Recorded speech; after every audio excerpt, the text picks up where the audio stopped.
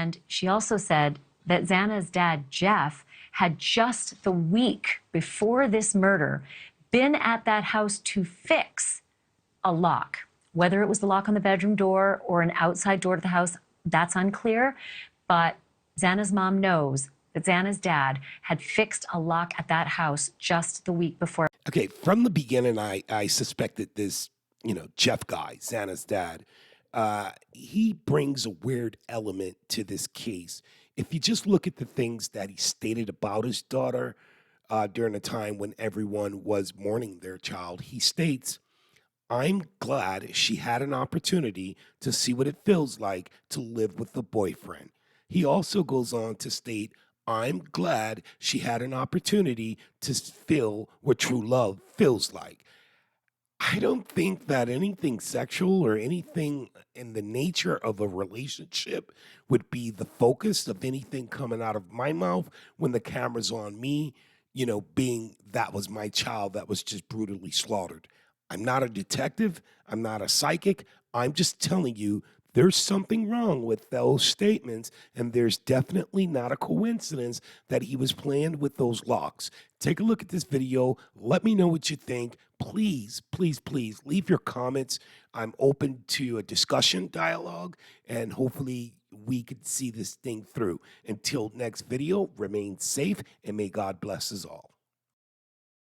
XANA Kernodle's mom, Kara, she just joined us on the telephone with her thoughts about what has happened. Clearly, she is in the dark, almost as the rest of us are, about the details of this case, why the police think it's a targeted attack. She did say she believes the kids in the house were targeted as opposed to the house itself. She also said something very significant that none of us knew before, and that was that her daughter, XANA, likely had a lock on her bedroom door. Her mom believes that her bedroom door had a lock. And she also said that XANA'S dad, Jeff, had just the week before this murder been at that house to fix a lock. Whether it was the lock on the bedroom door or an outside door to the house, that's unclear.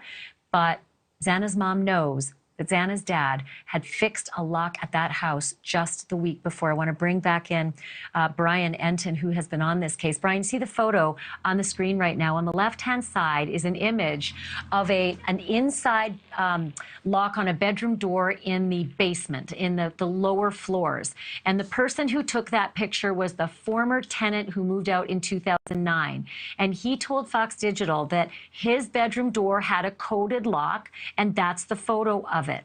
He said every bedroom in that house had a coded lock on it. But if we look on the right-hand side, that's a recent picture from social media of the second floor bedroom across from the kitchen.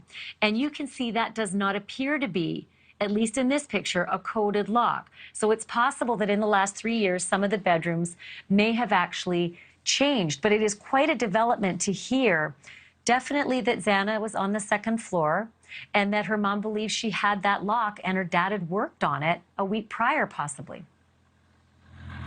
Yeah, I mean, that's the first time we've heard that, Ashley. So I'm just trying to think this through here. A different lock, is that a reason that the killer was possibly able to get into the room?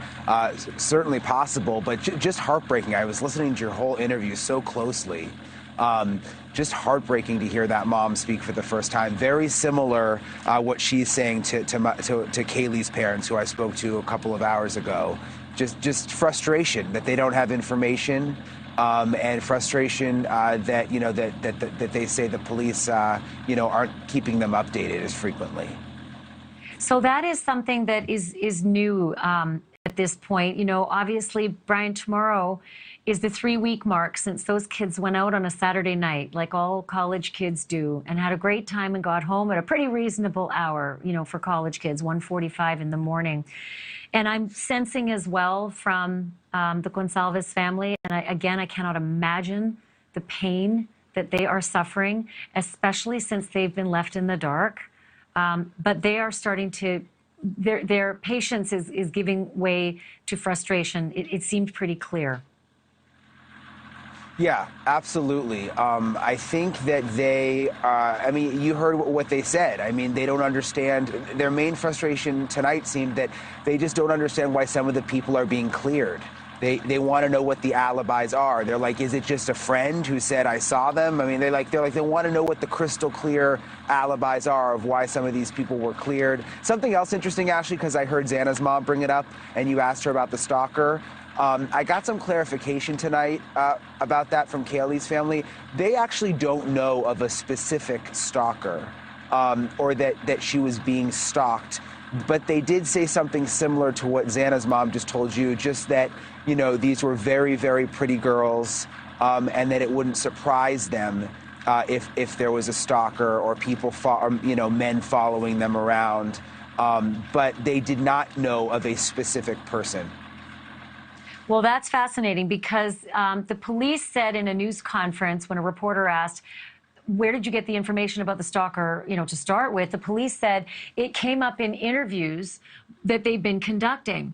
They didn't say who in the interviews told them that Kaylee had a stalker, but Kaylee's dad, Steve, has revealed that Kaylee told her dad, Steve, that she had a stalker. So I'm trying to figure out if it was Steve who brought that information to the police and they've not been able to corroborate it, or if someone else brought that information to the police and Steve could corroborate it. Is that still unclear? So I think there was confusion along the way, is what her parents told me. That I don't know if they were misquoted or how it actually came out that the dad said there was a specific stalker, but he says that is not the case. There is not a specific person that they know of. It was more of just this general feel that she could have had a stalker. Thank you for watching. Go to newsnationnow.com to find News Nation.